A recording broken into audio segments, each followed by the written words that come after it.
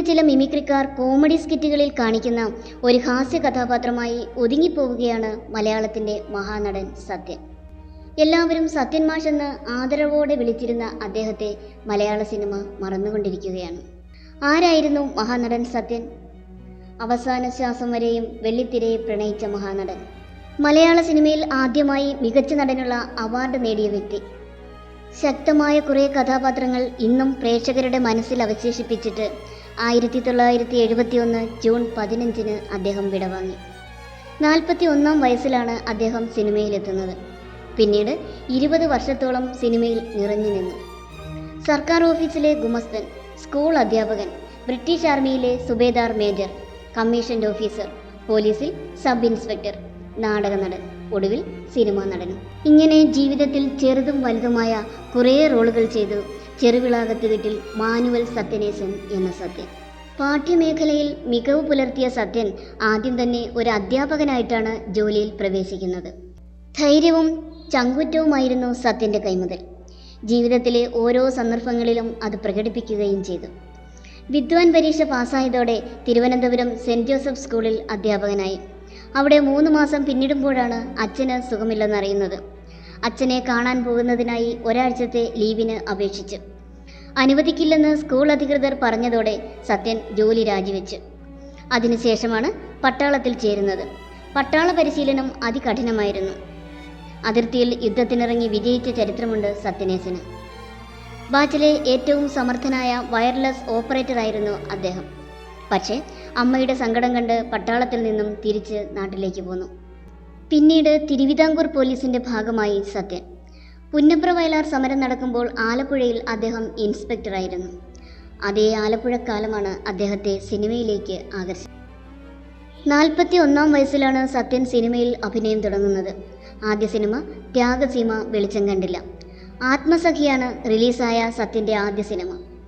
1954 പുറത്തിറങ്ങിയ നീലക്കുയിലിലെ ശ്രീധരൻ നായർ എന്ന കഥാപാത്രമാണ് സത്യൻ്റെ സിനിമാ ജീവിതത്തിൽ വഴിത്തിരിവായത്.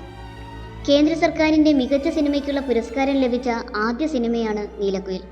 അവിടുന്ന് അങ്ങോട്ട് വ്യത്യസ്തമായ കുറേ കഥാപാത്രങ്ങൾ ചെയ്തു. ചെമ്മീനിലെ പളനി, പകൽക്കിനാവിലെ വൻ പണക്കാരൻ, പരസ്പരം പോരടിക്കുന്ന അച്ഛനും മകനുമായി കടൽപ്പാലത്തിലെ ഡബിൾ റോൾ, വാഴ്വേ മായത്തിലെ സംശയരോഗിയായ ഭർത്താവ്, മുടിയനായ പുത്രനിലെ രാജൻ, അനുഭവങ്ങൾ പാളിച്ചകളിലെ ചെല്ലപ്പൻ, കരകാണാക്കടലിലെ ദാമോദരൻ മുതലാളി, അശ്വമേധത്തിലെ ഡോക്ടർ തോമസ്, യക്ഷിയിലെ പ്രൊഫസർ ശ്രീനിവാസൻ. ഇതെല്ലാം എന്നും ഓർമ്മിക്കപ്പെടുന്നവയാണ്. പാലാട്ടുകോമൻ, തച്ചോളി ഉദയനൻ, യക്ഷി, കാട്ടുതുളസി, മൂലധനം, നിങ്ങളെന്നെ കമ്മ്യൂണിസ്റ്റാക്കി, ഒരു പെണ്ണിൻ്റെ കഥ, കായംകുളം കൊച്ചുണ്ണി, അടിമകൾ, ത്രിവേണി, കരിനിഴൽ, സരസയ്യ തുടങ്ങി 150ഓളം സിനിമകളിൽ അദ്ദേഹം അഭിനയിച്ചു. സംസ്ഥാന ചലച്ചിത്ര അവാർഡുകൾ ഏർപ്പെടുത്തിയ ആദ്യ വർഷം തന്നെ മികച്ച നടനുള്ള പുരസ്കാരം നേടി. കടൽപ്പാലത്തിലെ ഡബിൾ റോളിനാണ് അവാർഡ് കിട്ടിയത്. കരകാണാക്കടലിലെ അഭിനയത്തിന് മികച്ച നടനുള്ള മരണാനന്തര ബഹുമതിയും ലഭിച്ചു. പുസ്തകത്താളുകളിലെ കഥാപാത്രങ്ങൾ സിനിമയായപ്പോൾ അവയിൽ പലതിലും നായകനായത് സത്യനായിരുന്നു. MDയുടെ കുട്ടിയടത്തി, മലയാറ്റൂരിൻ്റെ യക്ഷി, തകഴിയുടെ ചെമ്മീൻ, ഉറൂബിൻ്റെ നീലക്കുയിൽ, P. കേശവദേവിൻ്റെ ഓടയിൽ നിന്ന്, തോപ്പിൽ ഫാസിയുടെ മുടിയനായ പുത്രൻ, SK പൊറ്റക്കാടിൻ്റെ മൂടുപടം എന്നിവ അവയിൽ ചിലത് മാത്രം. സിനിമയിൽ നിറഞ്ഞു നിൽക്കുന്ന സമയത്താണ് പൊള്ളലേറ്റ് പാതി വെന്ത മുഖവുമായി യക്ഷിയിൽ അഭിനയിക്കാനുള്ള ധൈര്യം സത്യൻ കാണിച്ചത്. സത്യനൊപ്പം അഭിനയിച്ചവരുടെ മനസ്സിൽ ഇപ്പോഴും അദ്ദേഹത്തിൻ്റെ ഓർമ്മകൾ സജീവമായുണ്ട്. അഭിനയിച്ചുകൊണ്ടിരിക്കുമ്പോൾ മരിച്ചു വീഴണമെന്ന ആഗ്രഹം അദ്ദേഹം പലരോടും പങ്കുവച്ചിരുന്നു. രക്താർബുദം വല്ലാതെ അലട്ടുമ്പോഴും ആരെയും ഒന്നും അറിയിച്ചിരുന്നില്ല. ആഴ്ചയിലൊരിക്കൽ ആസ്പത്രിയിൽ പോയി രക്തം മാറ്റി വന്നിട്ടാണ് സത്യൻ അഭിനയിച്ചിരുന്നത്. അപ്പോഴും സെറ്റിൽ കൃത്യസമയത്ത് എത്താനും തൻ്റെ റോളുകൾ ഭംഗിയാക്കാനും അദ്ദേഹം മറന്നില്ല. അങ്ങനെ 2 വർഷത്തോളം സെറ്റിൽ നിന്ന് സെറ്റിലേക്ക് ഓടിക്കൊണ്ടേയിരുന്നു. അനുഭവങ്ങൾ പാളിച്ചകൾ എന്ന സിനിമയുടെ ഷൂട്ടിങ്ങിനിടയിൽ രക്തം ഛർദ്ദിച്ച് കുഴഞ്ഞു വീഴുമ്പോഴാണ് അസുഖം ഇത്രയും കൂടുതലാണെന്ന് പലരും അറിയുന്നത്. അവിടുന്ന് നേരെ ആശുപത്രിയിലേക്ക് കൊണ്ടുപോയ സത്യന് പിന്നീടൊരു തിരിച്ചുവരവുണ്ടായില്ല.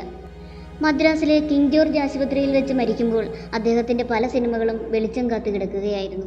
സത്യനൊപ്പം അഭിനയിച്ചവരുടെ മനസ്സിൽ ഇപ്പോഴും അദ്ദേഹത്തിൻ്റെ ഓർമ്മകൾ സജീവമായുണ്ട്. ഷീല സത്യനെ ഓർക്കുന്നതിങ്ങനെ: ഞാനും സത്യൻ മാഷും അഭിനയിക്കുന്ന അനുഭവങ്ങൾ പാളിച്ചകൾ എന്ന സിനിമയുടെ ഷൂട്ടിംഗ് നടക്കുന്നു. വെള്ള സാരിയാണ് ഞാൻ ഉടുത്തിരിക്കുന്നത്. രാത്രിയിൽ ഒരു മരത്തിന് ചുവട്ടിൽ അദ്ദേഹം എൻ്റെ മടിയിൽ തലവെച്ച് സംസാരിക്കുന്ന രംഗമാണ്. ഷോട്ട് കഴിഞ്ഞെഴുന്നേറ്റപ്പോൾ എൻ്റെ സാരിയിൽ നിറയെ രക്തം. നോക്കുമ്പോൾ സത്യൻ മാഷിൻ്റെ മൂക്കിൽ നിന്ന് രക്തം വന്നുകൊണ്ടിരിക്കുന്നു. രക്താർബുദമാണെന്നൊക്കെ പലരും പറഞ്ഞു കേട്ടിരുന്നു. പക്ഷേ അന്നാണ് ഇത്രയും സീരിയസ് ആണെന്ന് ഞങ്ങൾ അറിയുന്നത്. ആശുപത്രിയിൽ പോയതും അദ്ദേഹം ഒറ്റയ്ക്കാണ്. ആരെയും ഒപ്പം കൂട്ടിയില്ല. വൈറ്റ് ക്ലോത്ത് ഉപയോഗിച്ച് രക്തം തുടച്ച് ഒരു കൈകൊണ്ട് സ്റ്റിയറിംഗ് ബാലൻസ് ചെയ്ത് വണ്ടിയെടുത്ത് പോകുന്ന സത്യൻ മാഷിൻ്റെ മുഖം ഒരിക്കലും മറക്കില്ല. അദ്ദേഹം പഠിപ്പിച്ച പല ശീലങ്ങളും ഇന്നും ഞാൻ ജീവിതത്തിൽ പിന്തുടരുന്നുണ്ട്. സത്യനുമായുള്ള ആത്മബന്ധത്തിൻ്റെ ഓർമ്മകളിലാണ് വിധുബാല. വിധുബാലയുടെ തന്നെ വാക്കുകൾ. 1967 പാവപ്പെട്ടവൾ എന്ന സിനിമയുടെ ചിത്രീകരണ വേളയിലാണ് സത്യൻ മാഷിനെ പരിചയപ്പെടുന്നത്. അതിൽ അദ്ദേഹത്തിൻ്റെ സഹോദരിയായിട്ടുള്ള കഥാപാത്രമായിരുന്നു. അന്നെനിക്ക് 12 വയസ്സേ ഉള്ളൂ. സത്യൻ മാഷിന് പെൺമക്കളില്ലാത്തതിനാൽ ഒരു മകളോടുള്ള വാത്സല്യമായിരുന്നു അന്നു തൊട്ട് എന്നോട്. സിനിമയിൽ ബാക്കിയുള്ള സഹപ്രവർത്തകരെല്ലാം വിധു എന്ന് വിളിച്ചപ്പോൾ സ്നേഹത്തോടെ മോളെ എന്ന് വിളിച്ച ഏക വ്യക്തി സത്യൻ മാഷായിരുന്നു. വിധുബാല ഓർക്കുന്നു. ജെസ്സി ആയിരുന്നു സത്യൻ്റെ ഭാര്യ. 1946 മെയ് 3 വിവാഹം. അവർക്ക് 3 ആൺമക്കളുണ്ടായിരുന്നു. പ്രകാശ്, സതീഷ്, ജീവൻ. അതിൽ മൂത്തവനായ പ്രകാശ് സത്യൻ 2014 ഏപ്രിൽ 15 അന്തരിച്ചു.